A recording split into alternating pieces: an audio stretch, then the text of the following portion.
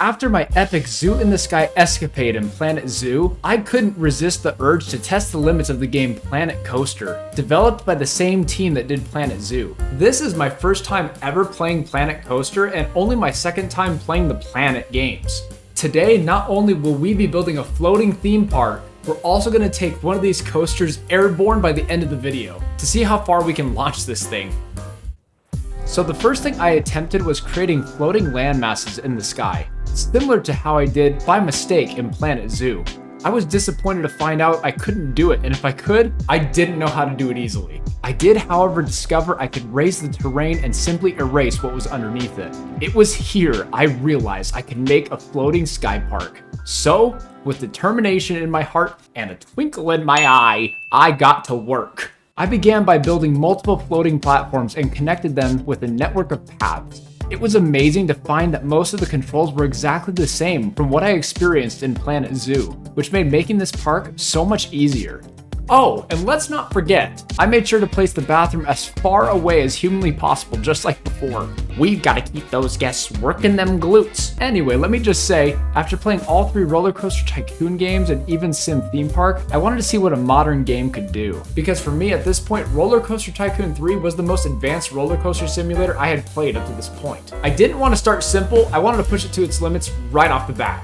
I am here to say, as a newcomer playing this game for the first time, this game did not disappoint. Yes, it has some things that are difficult to figure out at first, but overall, building the pieces you want in the way you want it felt so easy to do. And I didn't feel restricted during the process either, which is a huge plus compared to the older games. Oh, let me tell you, it has the autocomplete feature from Roller Coaster Tycoon 3, thank goodness. But I don't want to just build the coasters, I want to ride them too. And it has that feature. I felt the anxiety as we were about to take a nosedive after climbing insanely high off of a floating cliff to speeds no roller coaster has ever reached before.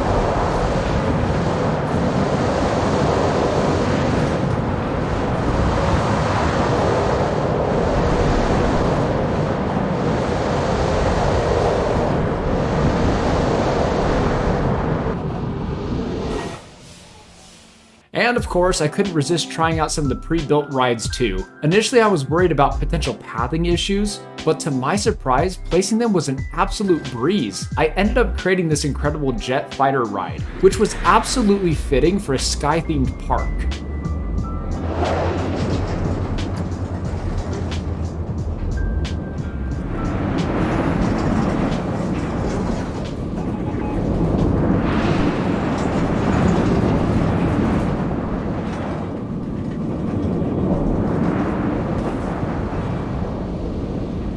And also, let's not forget about this castle ride that I found too. It gave me major Miyazaki film vibes when placing up in the sky like this.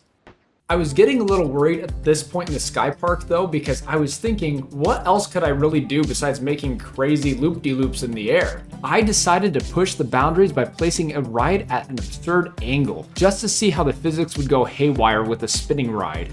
And I had that initial disappointment that it wasn't going to go right and I had to lay it on a flat surface, but by using the advanced rotate option when placing the ride, I was able to place the swinging ride higher than any landmass could reach. So I built the path all the way up to it so it was floating without any land. It created some awesome views and I can only imagine how crazy it would actually be to ride something like this in real life. But this is when it clicked for me. Something interesting was happening to me during my time in Planet Coaster. And it was the exact opposite of what I had experienced during my first time in Planet Zoo. In Planet Zoo, I started off serious and ended up going down a path of silliness. But here, it was the opposite. I began with a playful mindset, attempting to replicate the unruly nature of a sky park. But as I delved deeper into the game, I found myself wanting to get more serious and explore its many intricacies. I started dabbling in themed buildings for my guests. I found you could even put in a hotel. A sky hotel, how cool is that? Planet Coaster gives you all the tools you need to create your own magical worlds. You could use pre-built stuff, which honestly will do the job for almost anyone, or you could go as far as creating your own buildings and your own theming to build whatever type of park you would like. Like going back to that fighter jet ride, it's actually a collection of carefully linked objects that come together to create this incredible theme for a roller coaster. Like, how cool is that? All in all, my first time in Planet Coaster was an absolute blast. What started as a simple sky park where silliness knew no bounds eventually led me down a path of deeper gameplay and a desire to take the game more seriously. From now on, I'm going to play this game as seriously as possible, just as a simulator. Nah, I'm just kidding. Let's launch that roller coaster. Can we launch this thing from here? We're gonna build it all the way down like this. We're gonna have this crazy slope, and we have this landmass that's very, very close, but I think we can make it right over the top, and we're gonna land right over here on this X.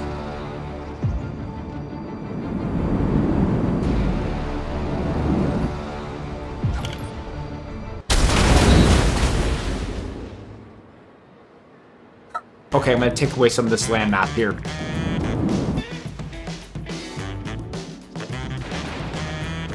And attempt number 3. Wow, this is a nice park. Yep, it sure is. Hey, look, it's a bird. It's a plane. No, it's a...